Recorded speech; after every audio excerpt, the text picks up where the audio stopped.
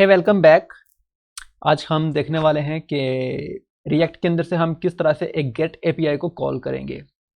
और वो जो एपीआई है जो हम कॉल करने वाले हैं वो हमने पिछले एक वीडियो में एपीआई बनाई थी गेट की पीएचपी के अंदर। अगर आपको वो नहीं पता कि वो एपीआई कैसे बनेगा तो मैं उसका जो लिंक है वो डिस्क्रिप्शन में डाल दूंगा, आप वहाँ से जाके चेकआउट कर सकते हैं। आज हम क्या करेंगे, सिंपल रिएक्ट के अंदर से उस एपीआई को गेट करेंगे और जितना भी डेटा हमारा वो बैकएंड के अंदर होगा सारे डेटा को हम फेच करेंगे रिएक्ट के अंदर फ्रंट एंड पे। ठीक है, तो सिंपली आपने क्या करना है, जहाँ पर आपने अपनी रिएक्ट की एप्लीकेशन को इंस्टॉल कर रखा है तो आपने उसको सिंपली npm स्टार्ट करके जो उसका सर्वर है वो स्टार्ट कर लेना। और मेरे पास यहाँ पर जो है वो ये एप्लीकेशन चल रही है जिसके अंदर सिंपली कुछ नहीं है, एक वेलकम का डिव रिटर्न हो रहा है। अगर मैं आपको दिखाऊँ यहाँ पर तो यहाँ पर देखें मेरी जो एप्लीकेशन है रिएक्ट की वो लोकल 3001 पोर्ट पे रन हो रही है और वहाँ यहाँ पे वेलकम प्रिंट हो रहा है सिंपल। ओके, तो अब यहाँ पर हमने क्या करना है पहले मैं अगर आपको चेक करवाऊँ तो हमारे पास ये एक एपीआई थी जो कि हमने बनाई थी। अगर मैं इसको रिफ्रेश करता तो हमारे पास ये डेटा जो है वो मिल रहा है। ठीक है, अगर इस एपीआई को मैं आपको चेक करवाता हूँ अपने थंडर क्लाइंट से रिक्वेस्ट को हिट करके तो आप वहाँ पर भी देखेंगे कि वहाँ पर भी हमारी जो एपीआई है वो हिट हो रही है। ठीक है, तो मैं यहाँ पर इस एपीआई को गेट के थ्रू सेंड करता हूँ। यहाँ पर देखिए हमें एक ऑब्जेक्ट आ रहा है, मिल रहा है, इसके अंदर हमारे पास स्टेटस सक्सेस है और डेटा के अंदर एक अरे हमें मिल रही है और अरे ऑफ ऑब्जेक्ट है जिसके अंदर काफ़ी सारे ऑब्जेक्ट और यूजर्स का डेटा हमारे पास आ रहा है। ठीक है, तो इस एपीआई को यूज़ करते हुए हम क्या करेंगे, हिट करेंगे। ठीक है, और पैकेट से डेटा फैच करेंगे। सो मैं क्या करता हूँ, इसी एपीआई को करता हूँ कॉपी और मैं सिंपल क्या करूँगा, ओके तो इसके लिए हमें एक पहले पैकेज चाहिए होगा और मेरे पास तो पैकेज इंस्टॉल है। तो आपने क्या करना है, आपने आ जाना अपने कमांड के अंदर टर्मिनल के अंदर और यहाँ पर आपने लिखना है npm इंस्टॉल एक्सियोस। ठीक है, तो npm इंस्टॉल एक्सियोस करके एक पैकेज होता है एक्सियोस का, ये रिएक्ट की लाइब्रेरी का एक पैकेज है। ठीक है, तो ये क्या करता है, ये हमें कोई भी रिक्वेस्ट को हिट करने में हमारी मदद करता है। जैसे हम फैच वगैरह मेथड का यूज़ करते हैं, सिंक का वेट का यूज़ करते हैं, तो HTTP रिक्वेस्ट का यूज़ करते हैं, तो ये सिंपली वैसा ही है बट इसमें हम काफ़ी इजीली जो है वो रिक्वेस्ट को हिट कर सकते हैं। ठीक है, तो आपने इस पैकेज को सिंपली इंस्टॉल कर लेना। मेरे पास ये इंस्टॉल्ड है, मैं आपको दिखाता हूँ पैकेज.json के अंदर। आप यहाँ पर देखें तो एक्सियोस 1.3.4 जो है वो ऑलरेडी से हमारे पास इंस्टॉल्ड है। ठीक है, ओके तो आपने जब इसको इंस्टॉल कर लेना है तो हम क्या करेंगे, इस फंक्शन के अंदर यहाँ पर आएंगे और यहाँ पर हम यूज़ करेंगे यूज़ इफेक्ट का। ठीक है, और आपको पता हम यूज़ इफेक्ट क्यों करते हैं, यूज़ इफेक्ट का यूज़ हम इसलिए करते हैं ताकि जब भी हमारा पेज री रेंडर होता है, पेज रीलोड होता है, तो उस टाइम पर ये एपीआई भी जो है वो दोबारा से हिट हो। तो यहाँ पर हम एरो फंक्शन लेंगे और इस एरो फंक्शन के अंदर हमें क्या करना है, एपीआई को हिट करना है। ठीक है, तो मैं यहाँ पर लिखूँगा सिंपल एक्सियोस और ये ऊपर से इंपोर्ट हो चुकी है डॉट गेट। ठीक है, क्योंकि हमारी जो रिक्वेस्ट है वो गेट रिक्वेस्ट है, क्योंकि हम डेटा फेच करके लाएंगे तो गेट रिक्वेस्ट है हमारे पास। यहाँ पर हम देंगे वो यूआरएल, कौन सा यूआरएल, जो हमने कॉपी किया है अपनी उस एपीआई का। ठीक है, यहाँ पर वो यूआरएल दे देंगे http:// लोकल होस्ट और हमारी उस फोल्डर का नाम और उसके अंदर जो भी फाइल है हमारी PHP की उसका नाम। यहाँ पर डॉट करके देन का यूज़ करेंगे हम और इसके अंदर हमारे पास आएगा एक रिस्पॉन्स। ठीक है, एरो फंक्शन के अंदर, और इस रिस्पॉन्स में हमें कुछ डाटा मिलेगा तो मैं यहाँ पर सिंपली कंसोल लॉग करवा लूँगा उस रिस्पॉन्स को कि मुझे क्या मिल रहा है। ठीक है, इस रिस्पॉन्स को करने के बाद मैं यहाँ पर लगाऊंगा एक कैच मेथड जिससे हम क्या करेंगे, हम एरर को प्रिंट कराएंगे। ठीक है, और क्या करेंगे कि अगर हमारे पास एप्लीकेशन में या इस एपीआई को हिट करने में कोई भी एरर आता है तो हम सिंपली उसको यहाँ पर देख सकते हैं। तो मैं इसको भी क्या करूँगा, कंसोल लॉग करके यहाँ पे प्रिंट कर दूंगा। ठीक है, और यहाँ पर मैं एरर को प्रिंट कर देता हूँ। हमने जो है वो एक रिक्वेस्ट यहाँ पर एक्सियोस की मदद से हमने बना लिया। अब हम क्या करेंगे, सिंपल मैं अगर यहाँ ब्राउज़र में आता हूँ, इंस्पेक्ट में जाऊँ और यहाँ पर मैं आऊँगा कंसोल के अंदर, और कंसोल के अंदर मैं अगर आऊँ तो मैं रिफ़्रेश करता हूँ तो यहाँ पर कुछ एरर आ रहे हैं। अब देखें वो जो हमने कैच का मेथड यूज़ किया था उसके अंदर एरर हमें मिल रहे हैं। तो एरर हमारे पास है access to XML HTTP request, तो एक्सेस कंट्रोल अलाउ रीजन। ठीक है, तो हमारे पास ये जो अलाउ है वो नहीं कर रहा कि आप एक एक्सटर्नल लाइब्रेरी से PHP के अंदर हिट करें रिक्वेस्ट को।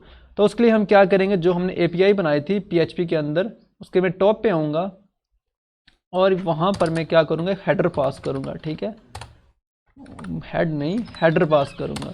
और हेडर के अंदर हमें क्या देना पड़ेगा, हेडर के अंदर हमें पास करना पड़ेगा एक्सेस कंट्रोल अलो ओरिजिन। ठीक है, और कॉलम लगा के यहाँ पे स्टैटिक देंगे। अगर हमने कोई स्पेसिफिक साइट हमने यूज़ करनी है तो यहाँ पर हम उस साइट का URL दे सकते हैं, बट अभी के लिए हम स्टैटिक दे रहे हैं ताकि जितनी भी साइट्स एक्सेस करें उसको इजीली एक्सेस कर सकें। ठीक है, इसी के साथ एक और हम हेडर देंगे और वो हेडर होगा ओरिजिन की जगह हमने यहाँ पर हेडर पास कर देना। ठीक है, तो हमने ये 2 हेडर पास करने हैं। ये हमारे हेडर क्या करेंगे, किसी भी रिक्वेस्ट को एक्सेसिबिलिटी दे देंगे। मैं यहाँ पर रिफ़्रेश करता हूँ तो आप यहाँ पर देखें कि अभी भी हमारे पास जो है वो कोई एरर आ रहा है। तो यहाँ पर हम चेक करते हैं कि हमने गेट API के अंदर जो है वो एक्सेस कंट्रोल अलो ओरिजिन, और यहाँ पर हमने जो है वो एक मिस्टेक की है।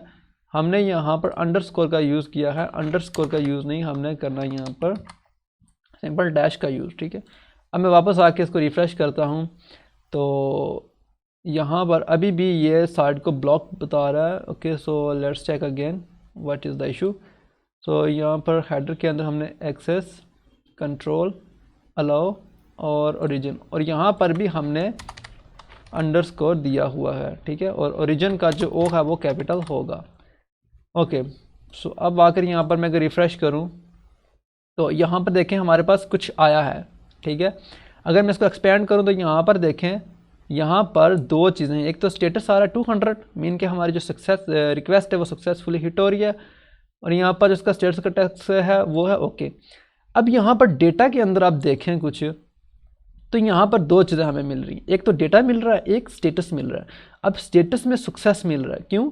हमने वहाँ से एक अरे रिटर्न किया था, जेसन की अरे रिटर्न की थी, जिसके अंदर हमने एक एसोसिएटिव अरे रिटर्न की थी, जिसके अंदर हमारी एक की थी सक्सेस, और सेकंड पे हमारा डेटा था। अब डेटा के अंदर आप डेटा चेक करें तो यहाँ पर बहुत सारा हमें डेटा मिल रहा है। ठीक है, जिसके अंदर हमारे पास यूज़र की ID, यूज़र का ईमेल और यूज़र का नाम वगैरह सब कुछ हमें यहाँ पे मिल रहा है। ठीक है, तो इसका मतलब हमें यहाँ पर ये मिल रहा है। अब हम क्या कर सकते हैं, अगर मैं यहाँ पर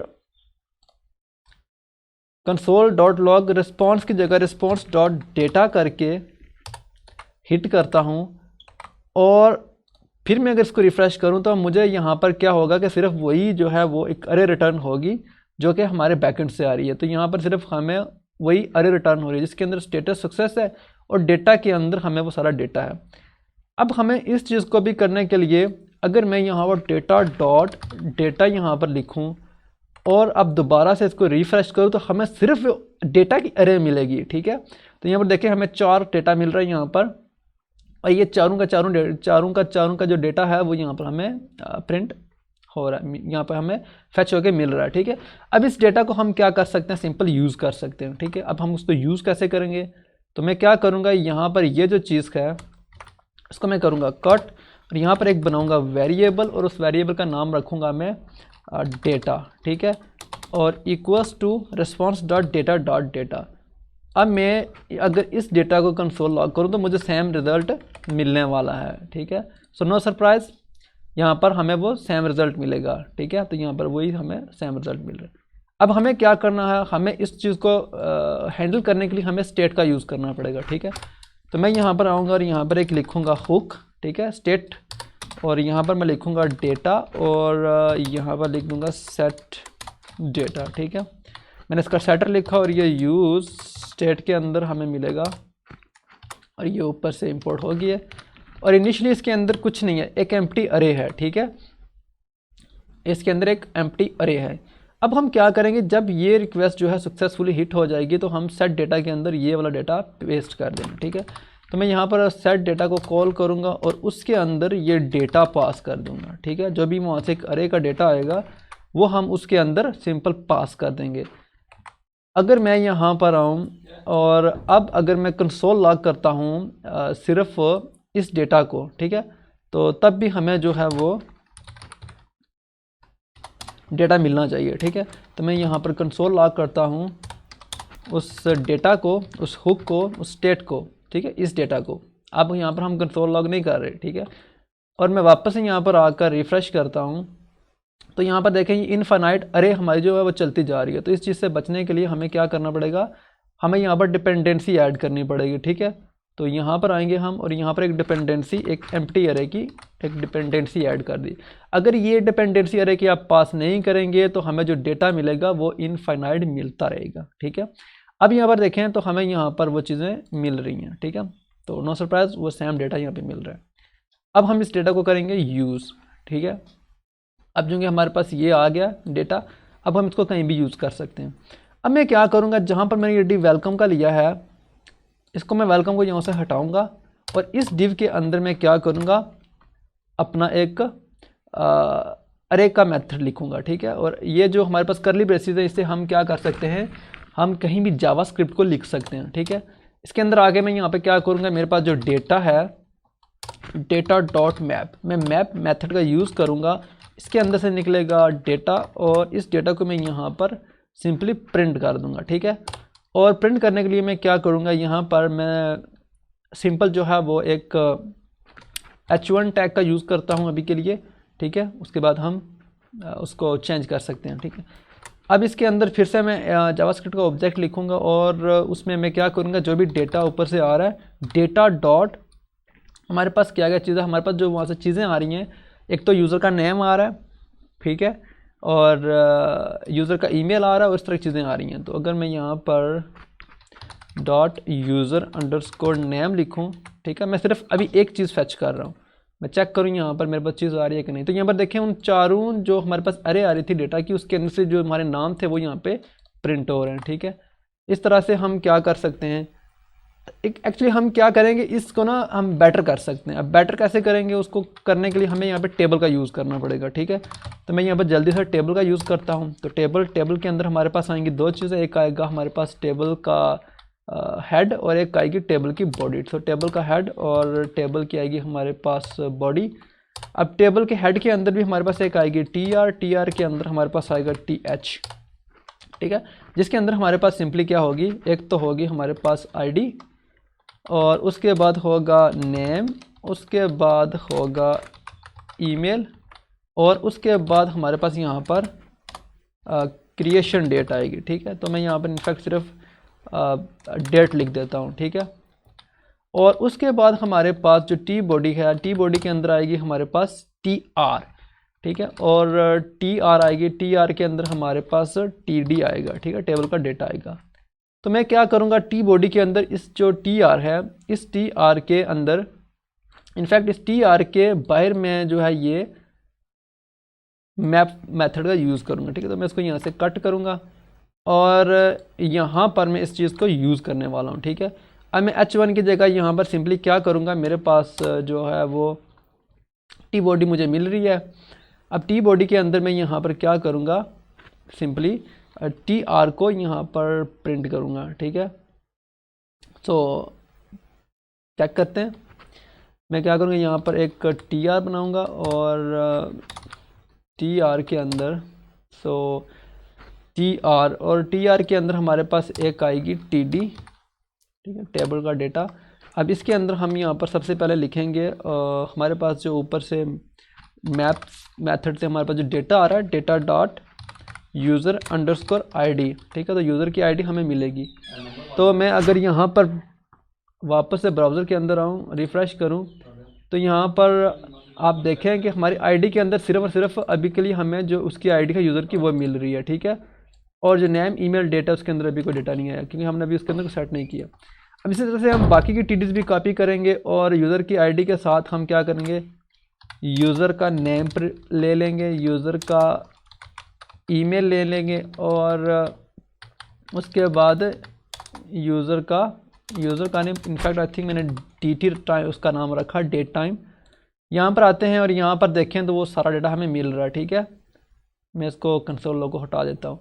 अगर आप यहाँ पर देखें तो यहाँ पर देखें हमारे पास जो है वो ID मिल रही है, नेम में हमारे पास वो नेम मिल रहा है, ईमेल में हमारे पास ईमेल आ रही है और डेट के अंदर वो यूज़र की जो क्रिएशन डेट है, डेट टाइम, वो भी हमें मिल रही है। सो इस तरह से हम किसी भी गेट एपीआई को हिट करके अपना सारा डेटा ला सकते हैं और फ्रंट एंड के ऊपर दिखा सकते हैं। अब ये आपके ऊपर है कि आपने इसको कितना स्टाइल करना है। मैं यहाँ पर स्टाइलिंग वगैरह नहीं कर रहा, मुझे जस्ट एपीआई को हिट करना था रिएक्ट से PHP की, और उसको उसका जो डेटा था वो यहाँ पे प्रिंट करवाना था। ठीक है, तो आई होप आपको ये वीडियो अच्छी लगी होगी। सो अगर आपको ये वीडियो अच्छी लगी है तो यार सब्सक्राइब और लाइक तो बनता ही है। तो इसी के साथ इजाज़त, I will see you in the next video.